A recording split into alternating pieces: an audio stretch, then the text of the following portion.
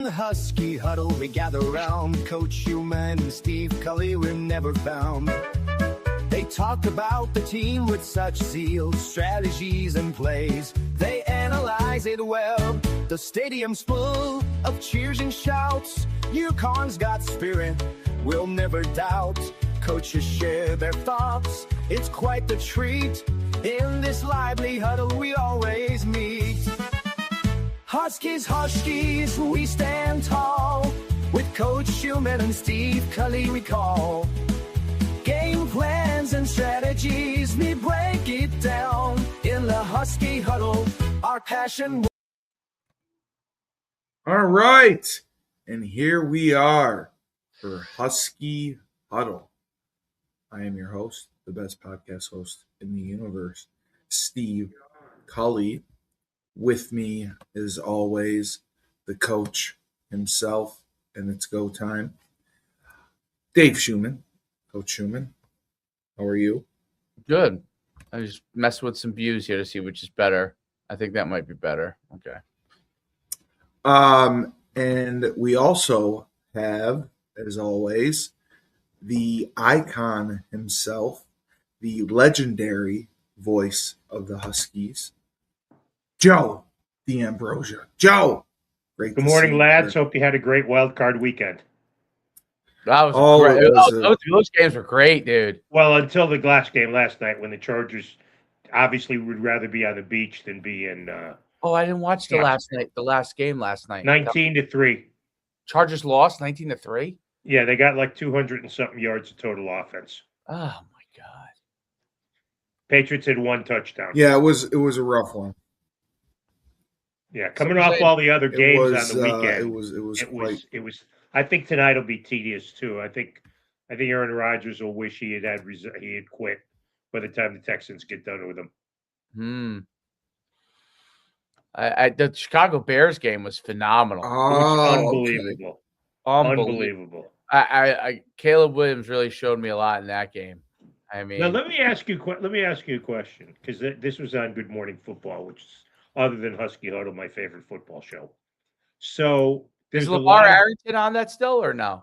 No, he's never been on that. Oh, I thought he was on the. It used to be Nate Burrows. Oh, Burrows. Then it was Jason McCourty. Now it's Manti Te'o. Manti Te'o. Oh, right. And you know what? He's really good. I didn't like him because he was associated with Diaco, so I had an instant dislike for him. But he's pretty good on the show, fake girlfriend or not. But anyways, so did you see the handshake or lack thereof? Yes. At the end of the game between Ben Johnson and Matt LaFleur. Right, you saw that. Like Johnson basically. Yes, because Matt LaFleur is about to get fired. Yes. Yes. Well, but that's not why. Because every time someone says Ben Johnson, I'm expecting a race between Carl Lewis and no. That's how old I am. Every time he says I agree. But anyway, so the discussion is that disrespectful? The fact that he was saying F the Packers in the locker room, which has come out. I love it. I think if you're the Packers and the Bears, you don't have to like one another. It's pro sports. Come on. No, it's intensity. Yeah, 100%. I don't think it was disrespectful at all, because at least he went and shook his hand, and he didn't have to, and I know in the locker room he was like F the Packers and all that kind of stuff. I don't have a problem with that, because if the issue is obviously for people is that they're actually seeing it, but that's what goes on in the locker room. Exactly. The only issue is that not for, as a coach, that's what you would do anyway. But the issue is that people are now getting inside access, which you didn't even have that 15 years ago to the locker. Right. As they said on the show, we don't know if George Halas ever said F the Packers or Vince Lombardi ever said F the Bears. Yeah. And what I've noticed with, like, in the last 5 years with head coaches in definitely basketball and football, and probably pro baseball too, they at first were very resistant to, like, they didn't want all those cameras in there, but once it became a reality, at first they tried to temper the way they spoke. Now they're just like, you know what? This is the reality of how it is. I gotta. And it's all controlled by it's all sent out by the individual teams' media. It's not somebody from WBBM in Chicago who's shooting this and putting it out. It's the Bears who were putting it out. It Right. wasn't Channel 5 in Boston who put out Vrabel No. in the locker room. It's the Patriots social media that puts it out. social I media, love it. exactly. I think think the it's fact great. that it shows that there's antagonism and this isn't 11 or 12-year-old basketball or football. Absolutely. This is grown men. We don't need kumbaya moments. And if LaFleur didn't like it, and I guess he's coming back, they've already said that if LaFleur doesn't like it, you know what? Next year after the game, win, lose, or draw, don't go out and shake his hand. Yeah, and by the way, I don't have a problem with that either. No, absolutely not. Shoot, I totally agree. I totally agree. But I thought that was it. I wanted to get the perspective of a guy who coaches kids. And look, it's different in youth football than the NFL. Well, I coached high school for 20 years. I was a head coach. Yeah. So, like, Yeah. in high school, one of the things I used to have a huge issue with was, like, you have to always shake hands, right? And sometimes guys really, really do not like each other. Or you have a game where, I don't know, you're on one side or the other of it. You ran the score up on somebody, and that guy wants to punch you in the face, or he ran the score up on you, and you want to punch him in the face, right? And now you're going to shake hands, and it's not even the coaches as much, but sometimes it is the coaches. But, like, if you're the kid in high school and a recipient of that, that's hard to keep bottled up. So, the other night, I'm sorry. Go ahead, True. I thought you were no. That is my main point. I remember my first year, literally my first year coaching high school football. Like, I was like, and I coached at my old high school, and the team was great. I was an assistant, and we had a great team. And I didn't even know that much about the rivalry because it had been 10 years since I had been in high school, and I was away for a while, obviously with college and working. But like, I mean, we didn't shake hands. Like, coaches got suspended because there was such an intense rivalry for the last 3 or 4 years leading up to this. The coaches did not want to shake hands because they literally, it wasn't that they hated each other. Some of them did, but it was so bad that, like, you didn't. And my whole thing was, why should they shake hands if they dislike each other? Like, all you're gonna have is a fight. I mean, well, two things on that. One, and Steve, I think this was before you got to UConn. If not, correct me. But Kentucky, we ran off the field without shaking hands, and Randy didn't shake hands, and I was totally fine took with us that. off, and I was totally fine with that. And look, if Dan Fanning didn't want to shake Kurt Signetti's hand after he kept Fernando in for the entire game, I would have been fine with that. Screw you. You kept your Heisman Trophy winner in a 56-14 game. Come on, give me a break. Exactly. Yeah. And if you don't like it, stop them. The whole thing is. But if you don't like it, you don't have to shake hands with them. That's what exactly. The whole gentlemanly thing of which is where it all comes from, and I honestly, I'm very good with. I think you're right. Like, in youth sports, you should do it unless someone does something really catastrophic. Because you're setting an example for the kids. You're setting an example for kids. I think when you play freshman football or freshman sports or JV sports, you should do it. I think once you get to varsity in high school, where you know for a fact that's the point in varsity in all sports in high school, where everybody's there trying to win. Yes, you want to teach values for kids for life, but the coaches are trying to win. No doubt about it. That their big objective is to win games. And once you get to varsity, that looks so disgusting, Steve. Just think of this. But you know what? I love them, so I just got to deal with it. But yeah, I think that's the that's the point of it. Once you get to varsity level, if you can shake hands and it's cool, great. If you don't want to for some reason, don't. You know, I totally agree.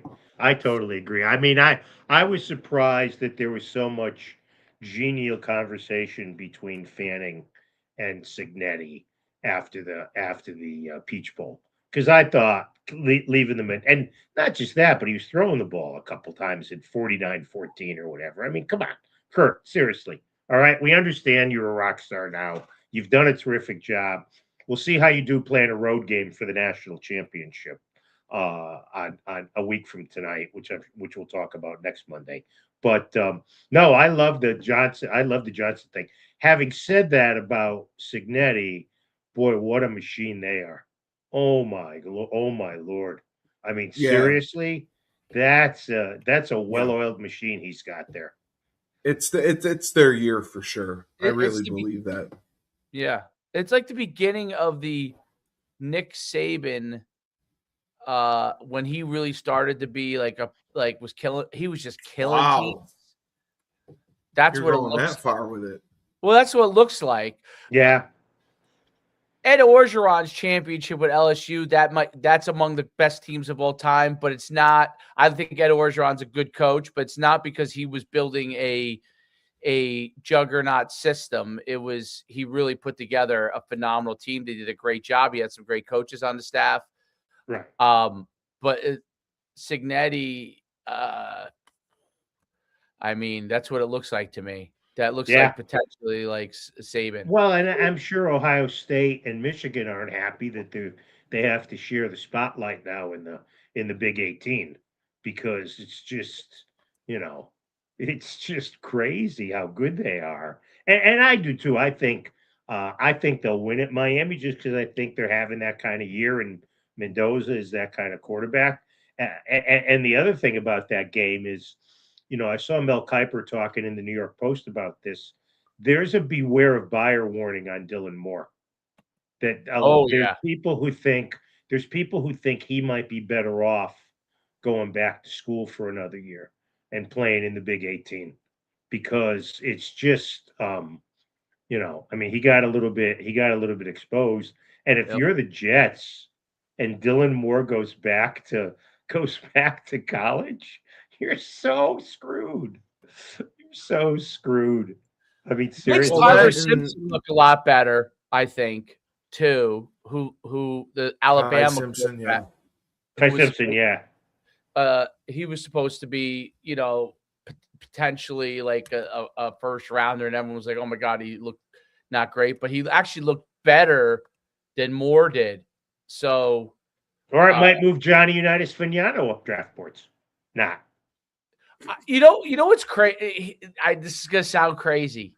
I know it's gonna sound crazy. Moore was so bad, not that he was bad, but in the animated maybe made him look bad. And we'll find out with Carson Beck, who's actually been to the highest, so he's not going to be rattled and any of that kind of stuff. But I have to say the class is so bad, quarterback wise, that if somehow Fagnano absolutely really impressed, he might move up because he might get drafted. Yeah, he might get drafted. They definitely. just won't. They're not going to draft him high just because it's a bad class. They just won't draft quarterbacks. They're just won't draft some quarterbacks though. I tend to agree with you, Steve, but I think but they're not going to take him in the third round just because he is who he is. If it's a bad class, if he jumps some guys, though, he may jump. Could he jump some guys? That's my question. No, or it could go in the other way, where if he stinks it up at the Hula Bowl, then he doesn't get drafted, and he's an undrafted free agent, and that's the position that you don't see many guys get shots in the. I mean, they bring them in to be tackling dummies for OTAs and stuff, and the early part of training camp because you got to give your receivers reps. But we'll see. I represented when I was an agent. I represented 4 guys that were quarterbacks that were undrafted free agents. Only one made it, and that was Tim Boyle. Believe it or not, Tim Boyle. Yeah, the pride of Middletown and Xavier High School. Right, he got screwed through. Although he's still kind of like. I mean, but what a specimen physically he was. Plus, he was a great. He was the thing I liked about Boyle. Was he was such a good kid. Oh, phenomenal kid. Phenomenal. So let's talk a little bit. Let's talk a little bit about the comings and goings with your alma mater. Oh yes, we've seen Victor Rosa goes to Ohio, so we'll get to which see him play against UMass. expected. Yep. Mel Brown joins Coach Mora at Colorado State. Cam Yep. Edwards, who came out Michigan after we State. did this last week, joins Morosky at Michigan State. You know, and it seems like Coach Kendall has cast his net and bringing kids in. And again, as we've said in the past, you're getting players from Power Four schools for one reason: they're not playing at the Power Four schools. You're not getting, somebody's not coming to UConn from Texas after starting 13 games for the Longhorns this year, right? No. So they got a D lineman from Texas. They got a D lineman from Duke. They got a wideout from Oak State who played at D3 before that. They got a wideout from Youngstown who also went to Slippery Rock. They got a running back from West Virginia who was a JUCO. Yep. They got a running back who's been at Tulane in Central Tulane Michigan. and Central. Yep. They got a linebacker who committed to Toledo and then went to NC State. They got a few kids from Toledo. They got a linebacker from Penn, John Lista. They got the quarterback from Tulane who started in the Boca Raton Bowl because the other kid was hurt. They got an O lineman from Rutgers in Toledo, and they got a D lineman from your neck of the woods, Shoe at the Hun School, who went to Wake Forest. So, I mean, look, I think for the first week or so, he's done a really good job, and time will tell how these kids fit into what he want to do. And I'm sure he's not done. I'm sure there's more kids who are coming. Yeah, I mean, no, there's plenty more that are coming. World we're in, right? So, you know, a lot of those guys are going to be, they're going to be getting guys from all over the place, and I think that everything is going to be a wait and see. I would like to see one or two splash players, in just from my thought process, but yes. I feel like if we could take, I don't know what we have. Well, actually, Steve knows more what we have money wise, but getting a couple of splash play, like I feel like you need to have an investment in some splash players. I think one of the Fignano for us was, I mean, you could say it's almost luck a little bit, right? That he ended up working out. He wasn't really the guy, and he was kind of like the backup, and things worked out that he became the starter the year before and all that stuff. But maybe we don't have the season we have. We didn't get kind of a little bit lucky with Fignano from that standpoint. But Skylar Bell was a splash guy, turned out to be a splash guy, right? So those kind of guys I think are important. I think those guys are important. If you're going to get them in the portal, they have to be the right guys. Right. I mean, Signet, the one thing they all need to be, in order to be really, really a great team, I think one of the things that all your transfers need to be is older. Because if they're older and they're a little more mature, and you have that conversation quickly, because it's a very quick process when you bring them in, but there's no doubt that they make an impact immediately. And obviously Indiana's the poster child for that. So, their average age is 20 on their team, I think is their starters, I think, is 23 years old. And, they have a lot of guys that are 24 and 25 that are starting on their team. You could look right to us with Skylar Bell and Fignano as being older guys, right? Those are guys that are older players, and they stood out. and they made a huge difference. I think running back, they could probably be any age. I don't think that's as big a deal. But like when you got a bigger, stronger receiver, or the tight ends that we had are kind of old, they make a huge difference. Like the 3 tight ends we had, they're all kind of older guys too. Yeah. Right. So Yeah. it certainly makes a difference in college football. And it's like unless you are getting the 5 stars, and it looks like the 5 stars or 4 stars when they're younger, it really doesn't make a difference when they're younger, as far as being able to have an impact versus a guy who might have been a 2 or 3 star that is actually 2 or 3 star that is actually a 23 or 24-year-old. They're much more physically developed, and beyond physical development, mature athletes. Right. I mean, essentially they're pros. To me, they're essentially pro athletes. Maybe they don't have the capabilities of them, but they're certainly maturity wise. Maturity wise, there's no doubt. And it's probably a lot easier to coach them when you only have them for 1 or 2 years with an older guy. Right. You can talk to them versus a transfer that might be 19 or 20. Right. You're talking more than teaching. Right. So it's kind of like what initially was Gonzaga's success in basketball, right? Like they had 5-year guys when that whole one and done was a big thing. Right. They were among a couple of teams that had a lot of 4 and 5-year guys, had a lot of success because of that. Kind of was their model. And you had the other model, right, with the one and dones, and those guys had success. But you could see in football where there's a lot more players, and physical strength is a bigger deal in football than it is in basketball. So it becomes exponential almost when you have it on the football team. Because in basketball, a young guy who, obviously a LeBron comes in there. It doesn't matter that he's 18, right? He's so much better than everybody. And it's not about him getting pushed around, right? So I think that's and UConn had a little bit of that this year, or probably had a decent amount of it.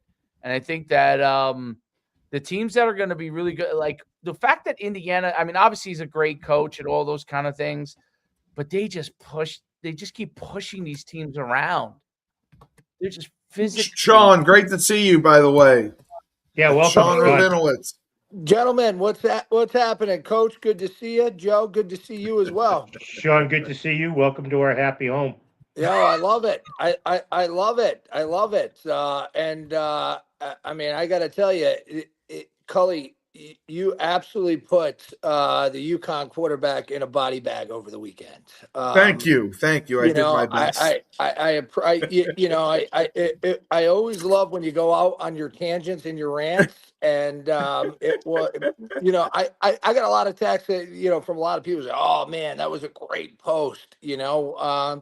You just said what UConn Nation is feeling, and I love it. I mean, I do understand. I was talking to Dave about this, and I understand the business side of this, and you don't want to get hurt if you're coming up for the draft, but to not play that game and then go down and play the Hula Bowl. I mean, I mean, give me a break. He's in East West Shrine, is he not? Or he played in the Hula Bowl. But he played this weekend in the Hula Bowl? Yes, he did. Wow. Yes. His dad left me a 3-minute voicemail.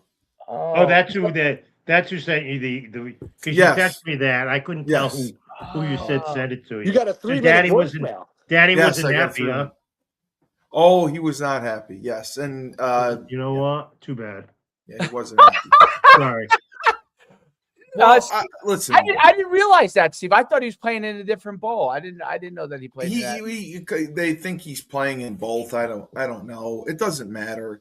The problem is Lewis Hansen played in the Fenway Bowl, and he goes down. He plays in the Hula Bowl. Yes, he did, and he did great in the Hula Bowl.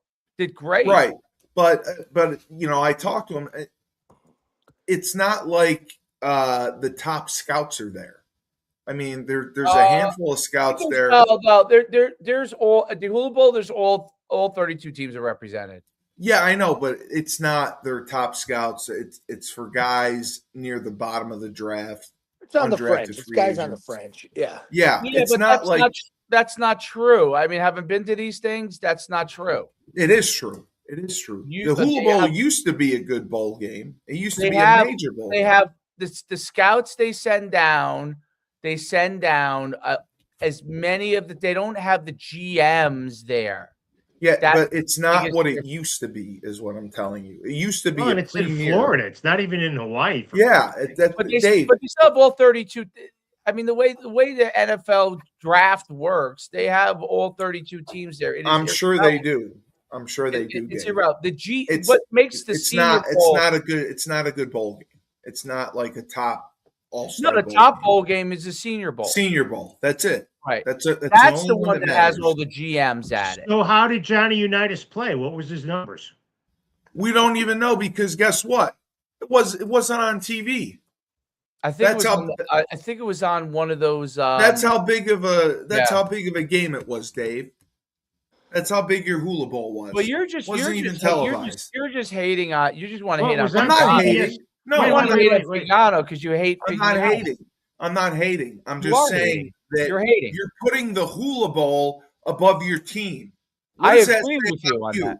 What does that say about you? You're putting the Hula Bowl, which is a joke of an all-star game. I wouldn't say that. It is. There's no one from the Hula Bowl that's going to get drafted before the 5th round or 6th round. Agreed. Or 7th round. Agreed. So but for those players, it's not a joke. I think you're wrong. It is a joke. If you want to pick specifically on Fignano because you're pissed off at Fignano. No. Yes. He would have gotten more out of performing well in the bowl game against Army than he would have in playing in this stupid Hula Bowl, which people only went to, by the way, to see Jay and John Gruden. That's the only reason it got any attention. I'll give you the truth while you're ranting. So I'm not ranting. Yeah, you are. You're not giving the truth. No. The truth is this. The truth is this. If it would have been on ESPN if it was any good. The truth is this. No, ESPN doesn't do any games like that, Steve. Yeah. They don't do any games. The truth is this. The loyalty part is separate from what would help him potentially being higher up. So if he played in the UConn game from a loyalty standpoint and for the UConn Nation and from a standpoint of respect, maybe NFL teams saying, hey, this guy's loyal to his team and I trust him, 110% you're right. And if he throws for 300 yards against Army. Right. Yeah, but as far as him throwing 300 yards against Army impacting anything to do with him from a draft standpoint, the only area I agree with you is if the NFL teams will say, hey, this guy was loyal to his team, we could trust him. I would say that holds a certain amount of weight. I don't think another 300-yard performance against Army as far as athletically would have made one bit of difference one way or the other. But the point is this. The point is this. I think Hansen, who played in both, obviously. Yeah. Okay. Hansen looks great from a standpoint of he played in both, meaning he was loyal to his team. But I think and played in the bowl and did well in the bowl. I don't think if Hansen played bad, let's say Hansen played bad against Army, which he didn't, but let's say he did. He actually had a great game against Army. If he had a bad game against Army, I don't think it would have affected anything too much one or the other. If he having a good game against Army, probably helps him a little bit. Doing good at the Hula Bowl probably helps him a little bit. Ultimately, for Fignano, the thing that is damaging is he's got to answer questions on all those things. So you got to answer every single NFL team, which as a parent, I don't think every single NFL team's going to even talk to him. What's that? I don't think every NFL team's going to even talk to him. No, but when you're down there, let's say 15 teams talk to him. Okay, You have to answer that question 15 times. Yeah. 15 times you got to answer why you decided not to play in the bowl game and come. So I think that part, I think you're 110% right on. And what do you think that answer is? And Sean, that's my issue. Oh, he's his a answer is going to be seventh-year simple. senior. He It's said gonna be- he could have stepped up and said, "I'm going to rally the troops. I'm going to rally the team. But I'm going to get them behind this bowl game." He didn't, right? And He didn't. That is what it is. He didn't. But has he answered that question yet to say, Yes. hey, I didn't play because of X? Is it just Yes. injury? That's it? No, the answer was because they took a team vote early on, and he claimed that 40% of the team wanted to play in the bowl game, voted that way, and 60% didn't. Yeah, but that's obviously bullshit because more than 40% played. So I know. I think Steve's right. Initially, there was some sort of yes, and then my post motivated them. Yes. Yeah. They all watch my post. I'm dead serious. Come on. Seriously. I mean, I wouldn't make that up. Come on. Put Fagnano aside. It's a sad state of college sports when a team's voting to not play in a bowl game. And that's what happened. You know, it probably happens in a lot more. I would say it happens in a lot more places than 100%. Yeah, Iowa State, Kansas State voted. Notre Dame. Notre Dame just made the decision. They didn't even vote. Yeah. I agree with that. Yeah, you're seeing 5 and 7 teams in bowl games. And Sean, it's hard enough to watch bowl games as it is, and we're watching 5 and 7 teams in them. Yeah, I mean, I don't know how it continues. I mean, you look at. I mean, if you're a sponsor, right? You're right. Yes, exactly. I mean, you know, I guess like you think about wasabi, right? I had to Google what they did. You know, I would understand. Me too. I didn't know. I didn't know what they did. I had to do it last year. I had to Google what they did. You know, I get the regional thing, right? Like if you're a regional player in the Northeast, regional business, and you got Army and UConn, great. But like as a national brand, I mean, I just don't understand why you would do it. People just aren't turning. I mean, look at the Citrus Bowl with who was it? Oregon and trying to think one of the playoff games. It was empty. Yeah, I mean, and that's the Citrus Bowl. Yes. Yeah. I remember seeing that. Yes. Yeah, I mean, I was shocked at that. Yeah, I don't know how this just how it continues. You know, it's a sad thing. It's a sad thing to see where it is. But then again, you had some great playoff games. Can I just interrupt for a minute here because I've looked at 3 different sites, and I have not seen Fagnano's name mentioned as having played in the Hula Bowl. No. I know that he did. I know that there's no box score. They list 6 quarterbacks here, and he's not one of them. They list kids from Monmouth, Tulane, who I guess had a good game, Virginia Tech, Mississippi State, Rutgers, and Southern Miss. He was playing in the East-West Shrine game. He is playing in the East-West Shrine games. So then why are we talking about the Hula Bowl with him? I was yelled at that he played in the Hula Bowl yesterday, and it was on the CBS Sports Network. And I can't believe he called and left you a voicemail. That's aggressive. I like that. The father did. Yeah. Even worse. How does he have your number? Because he called me before. Oh. To yell at me. So yeah. You guys are buddies. Yeah, we're good friends. Because not anymore though. Not anymore. When I made the comment that he abandoned his team and quit out his team, he called me. And that's when he told me. He's going to be calling you again when he watches this. He left his freshman quarterback out to dry. If he was such a leader, he left the Jose Farrar kid out to dry. Yeah, Hassan Farrar. Yes, he left him out to dry. Jose Farrar was a dancer. That was a joke. Oh, okay. But that was my issue, and I said he abandoned and quit on his team. This is a 7th-year senior. And then my other argument was people are comparing him with Orlovsky because his numbers, he only had 1 interception. Dan threw, I think, 10 that year. He had 33 touchdowns, 10 interceptions, and Fignano could have broke the record. And there's his dad told me seriously that Ty Simpson could not have played at Maine like Joe did and put up the numbers that Joe did at Maine.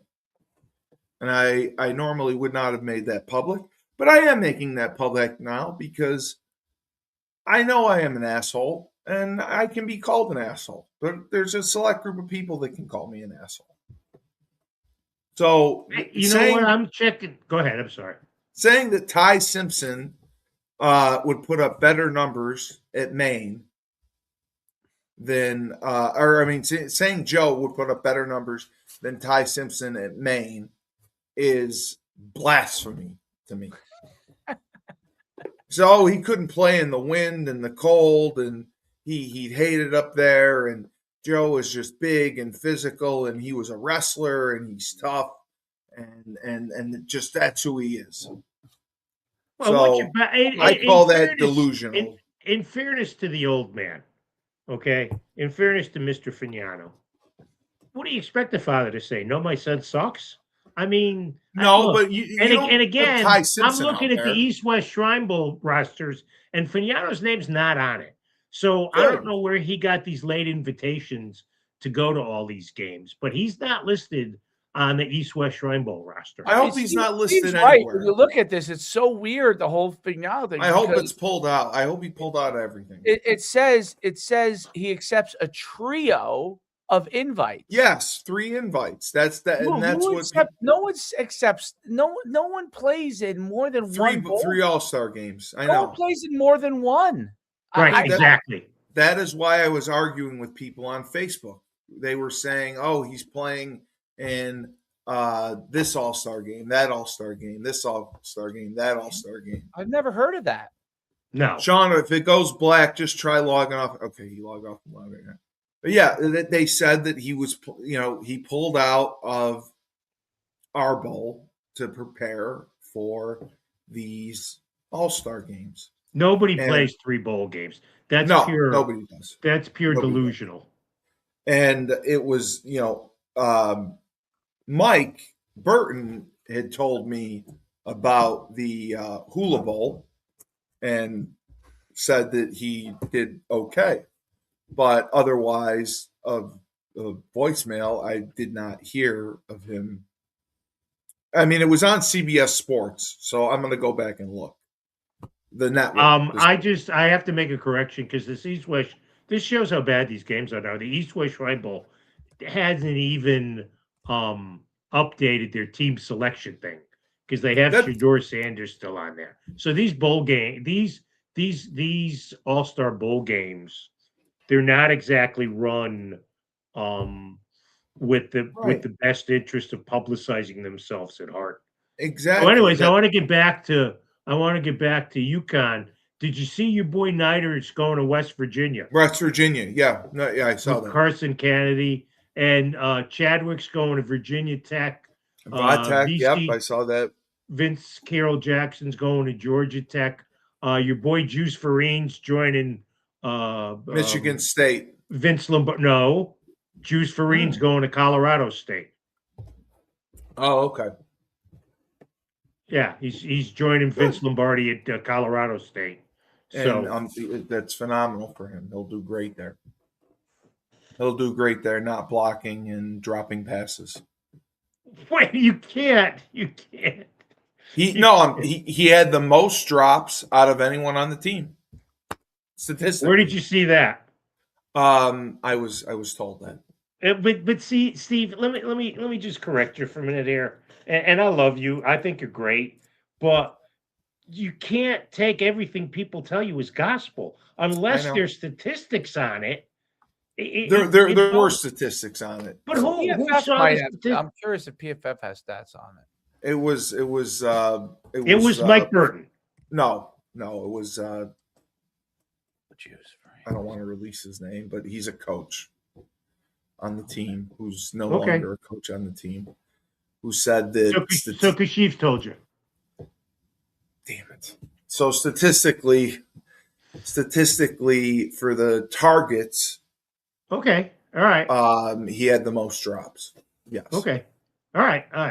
Well, now that you say you got Do it they, from coach, do they publish those stats? I'm curious if they even No. publish those stats. No. They No, I publish guarantee they do publish the targets normally, but they do They it for do? the NFL. some do. I don't know if they Some do for the schools do in college. their stat broadcast. Some don't. Oh, Yeah. okay. So yeah, They some do. I some know they don't. do it in the NFL. I don't know if they do it in Yeah, college. they definitely I do. don't. I don't think everybody does it. Some schools do it in college. Some don't. So And He had 22 catches, and you said he had 5 drops on the year. no, he had more. He had more targets, and he had a lot of. I believe what I was told. He led the team in drops and had the highest percentage as far as targets to catches and drops.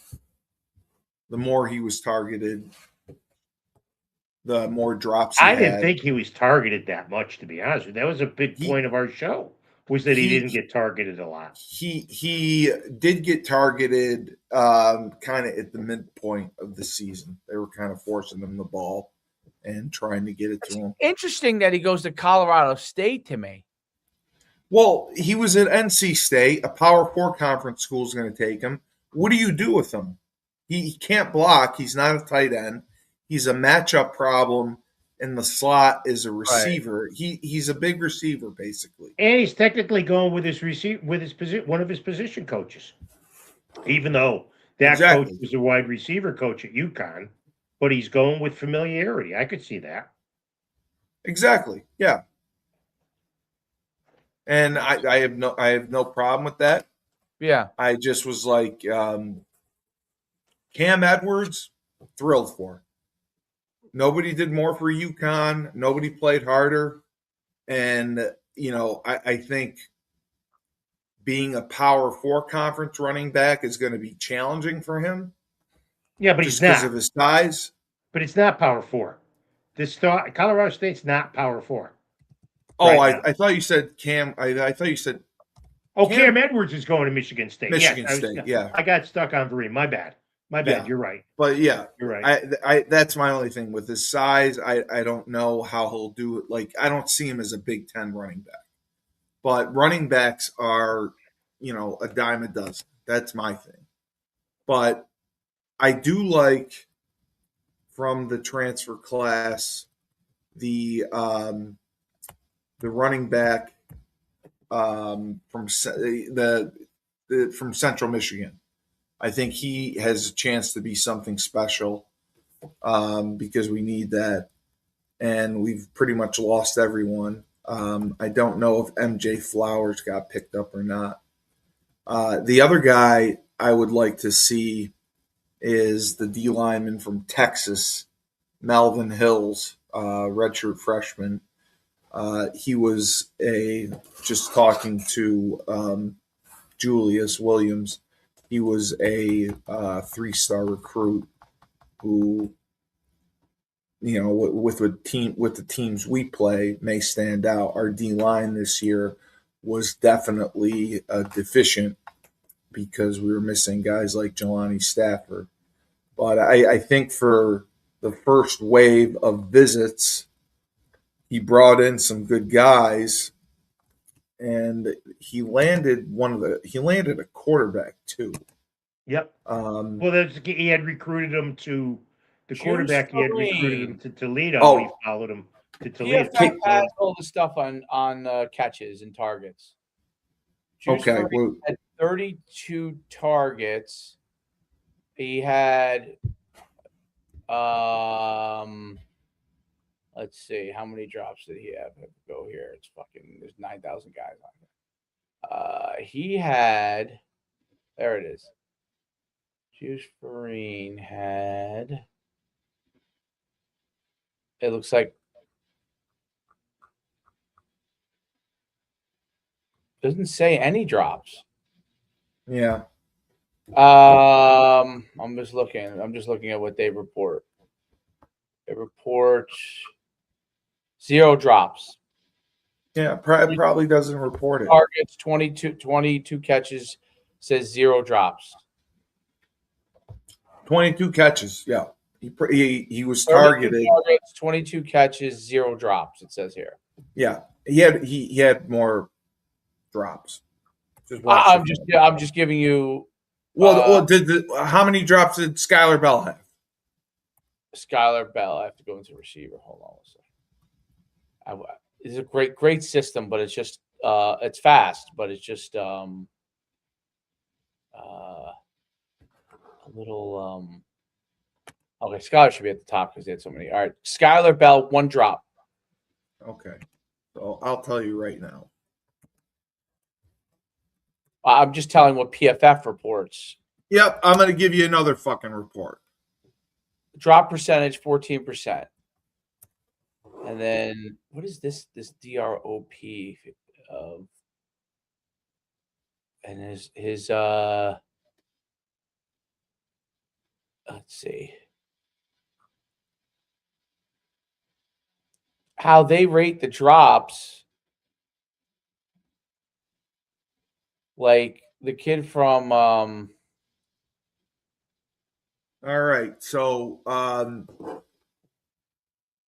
41 targets, 12 drops, 22 catches, 24/7. Well, this says 32 targets, 22 receptions, and I'm not like you. I can't pay to find out how many drops there were. It says I'm just looking at unless DRP So is not. I win. Where'd you get that from? 24/7. I honestly, I'll take PFF's results over 24/7. Okay. Well, I don't care. Screw him. 24/7 Sports says he has 12 drops on the year. Yeah. And 41 targets. That doesn't seem to make a lot of sense. Mm-hmm. 12 drops, he wouldn't get balls thrown to him. He got a lot of balls thrown to him. They forced balls to him. They forced like 12 to him in the Delaware game. He dropped the ball 12 times. Yep. I mean, I don't know. I'm just going off of what it says here. It doesn't say that. I'm just going off what it says here. All right, let's stop it because this is bad. You have to pull it up. 12 drops. This is bad. Most guys, 12 drops would never play again. If a guy not when they're forced the ball and the ball is overthrown and he gets a hand on it and it's considered a drop. Yeah, I don't know. I don't know what somebody considers a drop. I'm just looking at what the ratios were. It's subjective. Of course, it's subjective. But I'm telling you, that's the biggest thing. It's subjective. So this is I'm telling you, the way that it was kept, the way that the stats were kept at UConn, that is why they backed off him. If you noticed, he had 22 catches.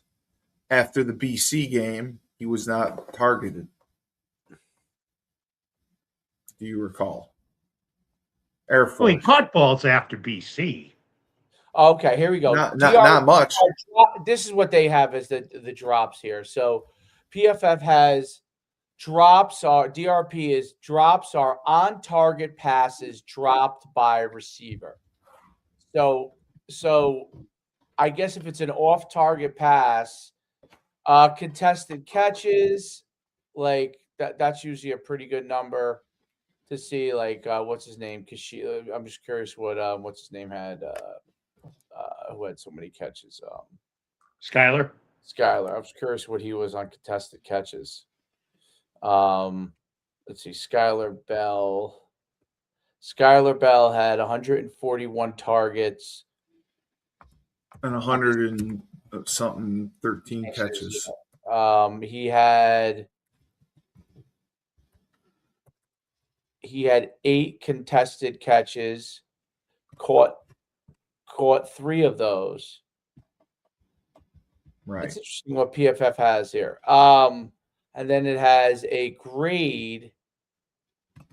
It has a drop grade for them, which is for hands drop. So like Skylar Bell has a 53.4% grade, which is not very high, I guess. And No. which is surprising to me actually. Right. And then right. Let me see. I wish they had a search. God, I mean, such a great site. Why don't they have a search button? By the way, for Juice Vereen, he caught 5 balls against Duke. So to say he wasn't targeted is not the truth. I have 2 balls against Duke. Well, I'm looking at the website. I'm looking at the UConn website, Steve, that does the stats. So if you think they're wrong, that's fine. But he caught 2 balls against Rice, 3 balls against UAB, and 5 balls against Duke. Okay. Yep. And then Facts don't lie. Yeah. Facts don't lie. Yep. I'm not lying. Well, all right. So it says. What do you mean you're not lying? You where are you getting this information from that he didn't Juice catch has a any balls? 70%. So Skylar had a 53% drop percentage, which is really like average, very average. But he obviously had a million throws at him.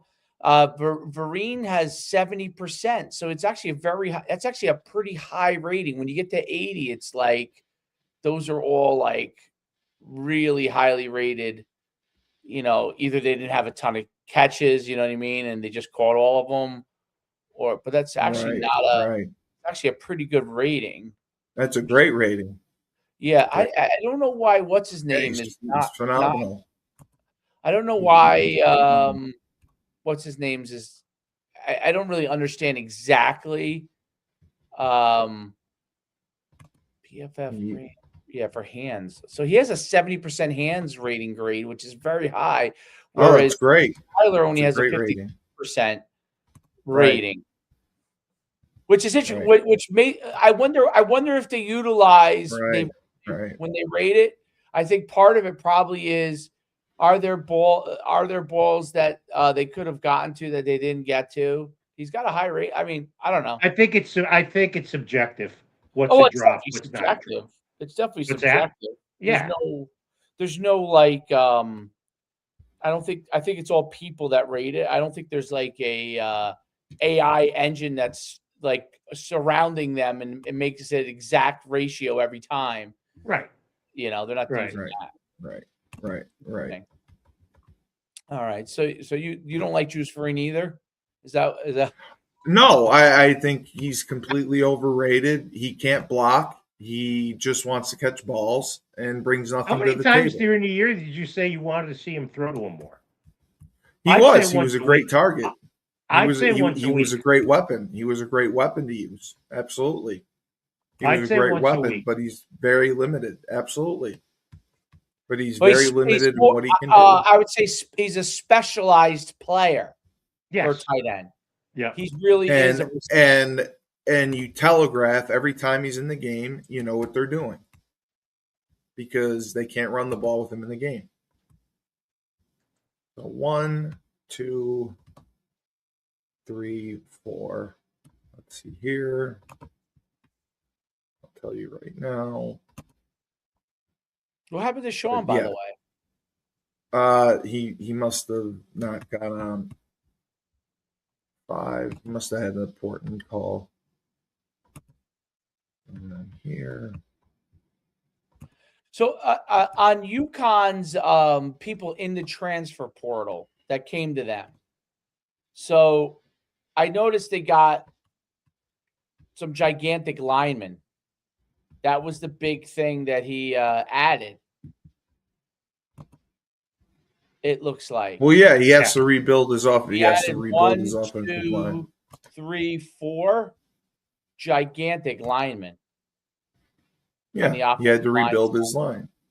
The guy from Texas, you said, which I think a high level guy coming down to our level is proven to be pretty effective for the Texas guy's a D lineman. The Texas guy's a D lineman. D lineman, yeah. I'm saying, but like guys that are on the line that come down from the higher level, I think do pretty well just because they're probably bigger and more physical than a lot of the guys we play against. But next year our schedule's different, so it's not necessarily the case, right?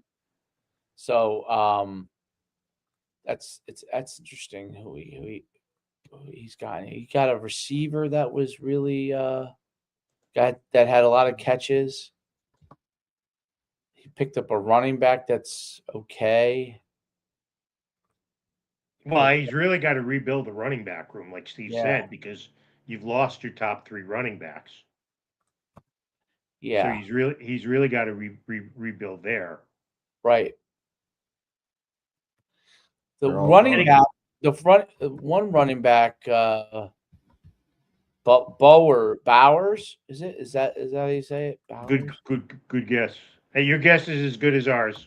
He was the number 1 JUCO running back when he came out, but really didn't. He had okay production last year. And then the other guy is from Central Michigan, I guess. Yeah. That's a little. Those two are a little bit of a roll of the dice. Well, but isn't it all? Because I mean, that's the thing that impresses me about or not impresses me, but stands out about the transfer portal is you're taking chances on kids that didn't play at bigger schools. Maybe the bigger schools learned that they couldn't play. You know, I mean, I guess you really got to wait till you see him in spring ball, and then wait until you see him on the field next fall. You know, that's what makes Indiana so good, is that he took 13 starters from JMU. He didn't take 13 backups from JMU. He didn't take 13 average players from JMU. Right.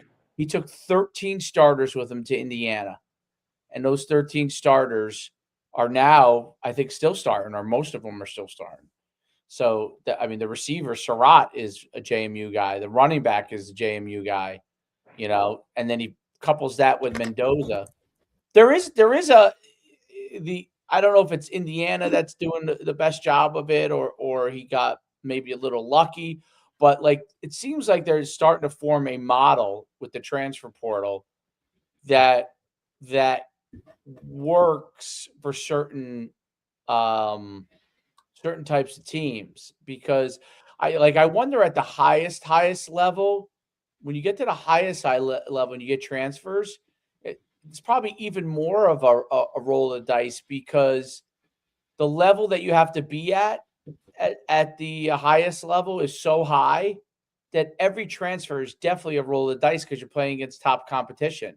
Whereas if you go down a level, it may be less of a risk, because you're playing lesser level players. You take a guy from a higher level, or take a guy that's moving up that performed really well.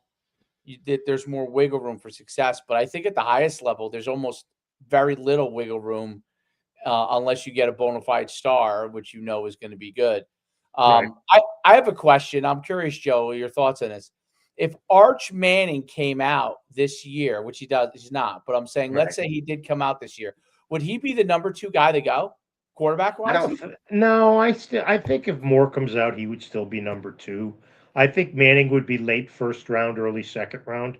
I just don't think he got better as the year went along. But I just don't, think. I think Simpson would still go ahead of him. But again, who knows? With Brock Purdy was the last guy picked in the draft. How's he been? Right. It's just all a crapshoot. Cully, what do you think? Caleb Williams, who was picked high, obviously he's done great, and Drake May's done great, right? So but Jaden Daniels is now, he's a little injury prone. Right. He's not that big. I think there's a couple of exceptions, but I think quarterbacks in the NFL, I think the ones that are having a lot of more success that are the younger are big dudes. Yeah. They're big dude. Caleb Williams is a pretty big dude. Drake May's a big dude. Herbert's a big dude. Josh Allen's a big dude. Yeah, Dart's big. Yep. Dart's got good size. Dart's got good size. I think those defensive players are so fast and strong that if you don't have some level of literal, obviously Mahomes is a heavier guy. He's 235 pounds. So, you could take shots, whereas I think the hardest thing with like eventually like what's happened with Lamar, who is by far the fastest guy of all of these guys of all time, basically. You know, maybe Michael Vick's the only other guy. When you're so, it's not that he doesn't weigh a decent amount. It's just that his frame is so slim that you start to take a shot, and it's like you take a shot after shot when you run, and it just I think it wears the players down if they don't have a certain amount of size. There are a couple of guys like Kyler Murray's really struggled. Bryce Young's been hit or miss. Stroud, even though he's not super tall, he's thick. Stroud is a thick guy. Like that thicker build seems to be able to handle a lot more punishment than Tua is like not like, even though he's not like stout though. You know what I mean? He's just it's a big difference. These guys that are stout, especially the taller guys that are stout, they seem to be able to handle the abuse a lot more because you're getting clobbered. You know, no matter how much they take out what you could do to them, they're still getting clobbered. But it's interesting to see that. Like I see with like Dante Moore, it doesn't look that big to me. I don't know. I could be wrong. He doesn't. Well, that's what happened to Michael Penix Jr. He tore his ACL. He's on the smaller side. Yeah. Lamar Jackson is limited what he could do schematically, so they have to run him. So he's going to take more hits naturally. Yep. No, that's why he gets hurt.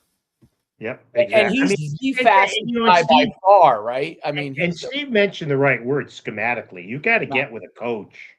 You've got to be in a system where they understand who you are. I mean, Harbaugh did that with Jackson Todd Monken. Yep. And Todd Monken, right? Exactly, Steve. Did that with him in Baltimore. I mean, look at May has fit into a perfect system in Foxborough with McDaniels and Vrabel. You know, Williams has gotten the perfect coach for him.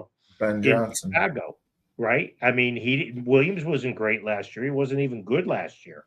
But this year he's got an offensive head coach in Ben Johnson. It's just like we'll see with these kids transferring into UConn. Obviously, I would think Kendall is bringing kids in. He knows what he wants to do systematically, and he's bringing in kids who will fit in that system. I think this week we're going to see more. I don't know what you boys think, but I think this week we see more guys coming out of the transfer portal, and we'll see what else UConn gathers. Because I mean, look, as Steve said, they have a lot to rebuild. You got to rebuild the running back room. Receivers. You got to get, as you said, I think you got to get a splashy wide receiver. To me, that's the position where you need splash in the transfer portal. You need guys who can go. I mean, they struck gold in Skylar Bell. But in the portal, those guys to this level are few and far between. I know we only have a few minutes left, but I want to get your thoughts on this as Skylar Bell was a 3-time transfer. Right. Was he? Exactly. So we were his third school. So when I watch these teams, especially this past weekend, the Final Four teams, it strikes me at how far away from being at that level UConn is. Oh, those teams. Now you got to recruit.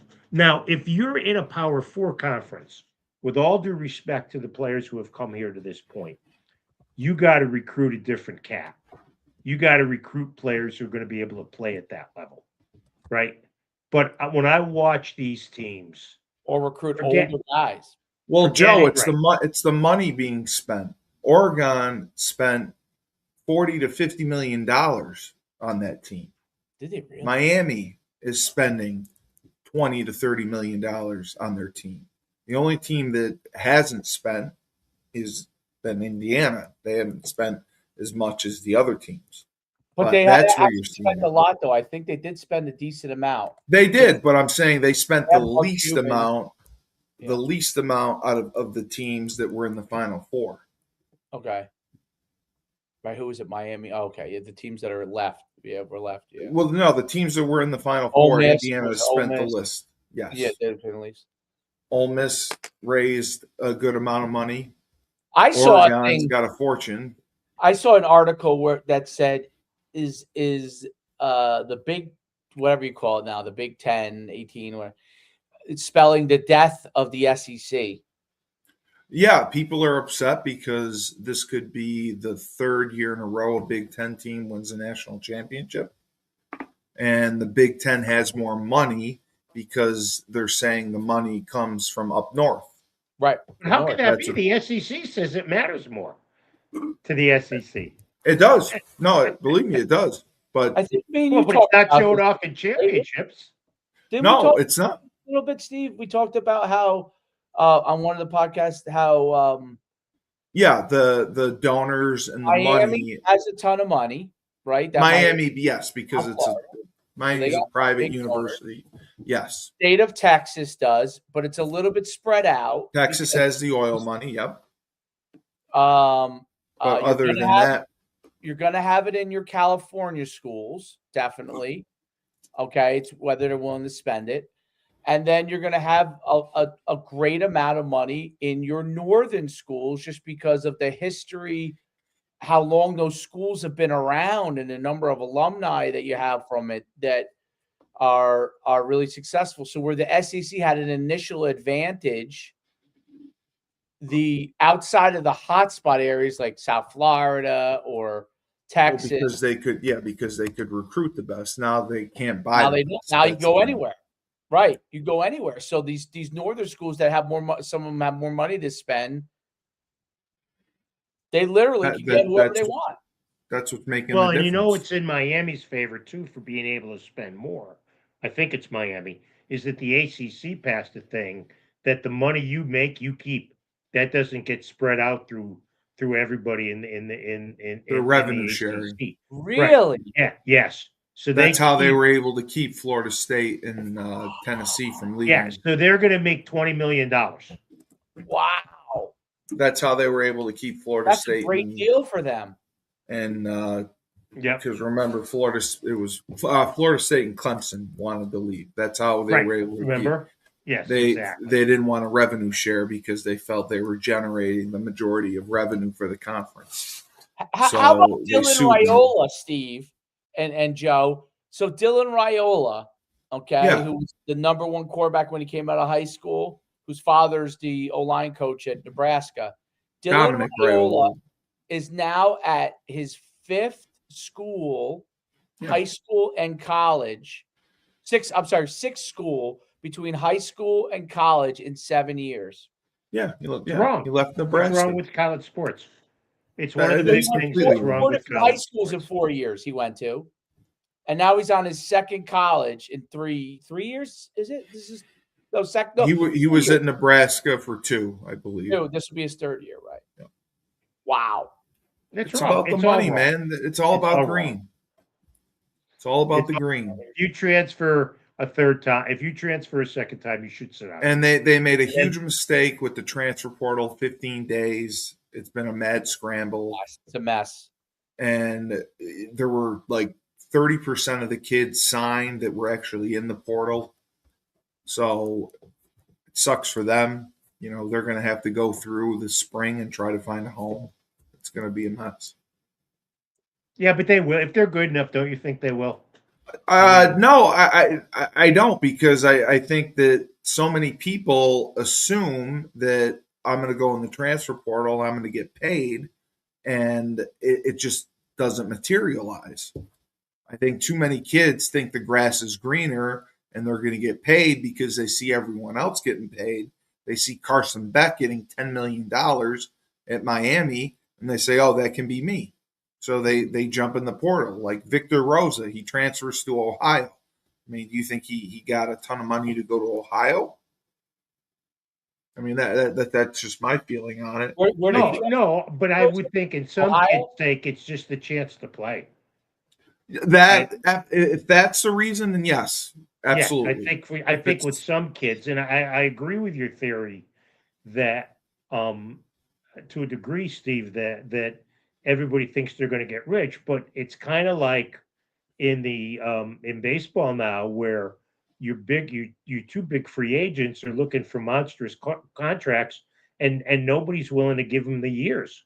So Right. this is gonna for baseball. This is gonna go into February before Bellinger and Tucker and some of those people sign. I think in college football, if you don't get signed immediately, then you've got to lower your expectations if you want to go play. And those kids Exactly. won't make as much money, but they'll still make money. It's just not Yes. going to be. It's just not going to be what the first signees make, because obviously those are the ones who the schools have No. targeted as being the most important. And I agree. I think that's the right way. If you're going in the transfer portal because you want a better opportunity to play, I think that's great. Right. And I would but guess I that's why also High school Rosa. player in the long run here. yes. What happens to high school sports? I mean, football and basketball are most affected, but football probably the most. What happens to high school sports, especially football? It's Because if football is a sport when kids are growing up, it's hard enough, because of the whole concussion thing years ago that became popular. It's hard enough to get moms to agree to let their kids play, right? So now, let's take out the big areas, like whatever town or state that is really, really big. Let's take those out of the mix. For most of America, that's how the moms are. Most people Right. look at football, obviously a great sport to play, but it's also used to be the most opportunistic sport for you. Meaning, yes, you did go to college, to get an opportunity to go to college, to get an opportunity to get a scholarship. Yes. Hands down, football. I used to say to high school kids, it was like Don't 8 waste to your 1. time. Yeah, it was 8-1 over basketball. There's 85 scholarships. I know we Right. got to wrap this up, but I think, Dave, you're going to see the proliferation of flag football. That's going to take off, especially Wow. with it now being an Really? Olympic sport. Wow. Yeah, it's an Olympic sport now. Girls are getting scholarships for flag football. I think you're going to see there's club flag football teams at colleges, and I think eventually flag football is going to possibly become an NCAA sport or of some kind. Boys side too? Yeah, it's an Olympic sport. I think they have to put it there.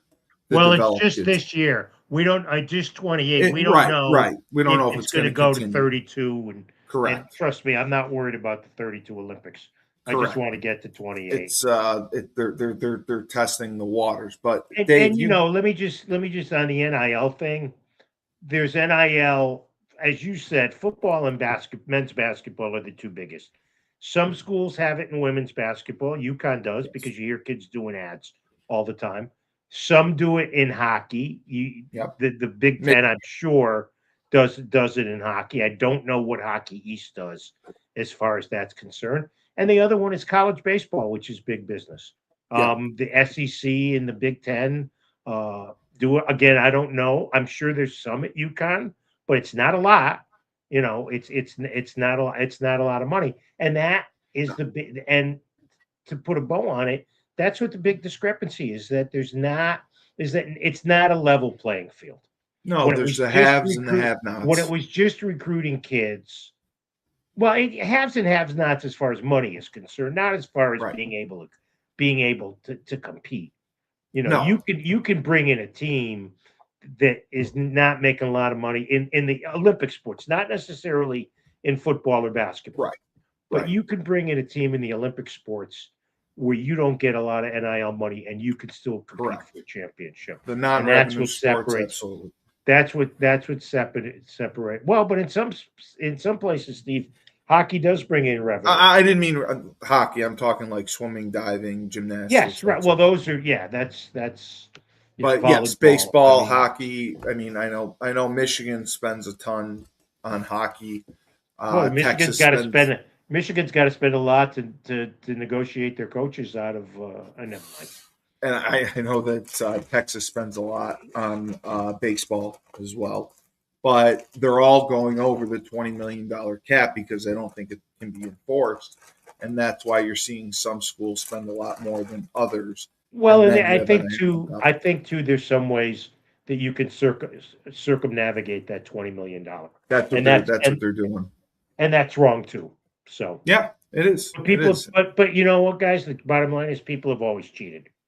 So no, but we did a show on the SMU and the death penalty. It started before that. Yeah, so, exactly. But all right, Cully, wrap it up. Another banner episode. Terrific. For the icon, legendary voice of the Huskies, the best of the best, Joe D, Coach Schumann, ready to go. I'm Steve Cully, the best podcast host in the universe. This has been Husky Huddle. Remember, when life gives you lemons, don't make lemonade. Take 2 oranges, throw them right back at life.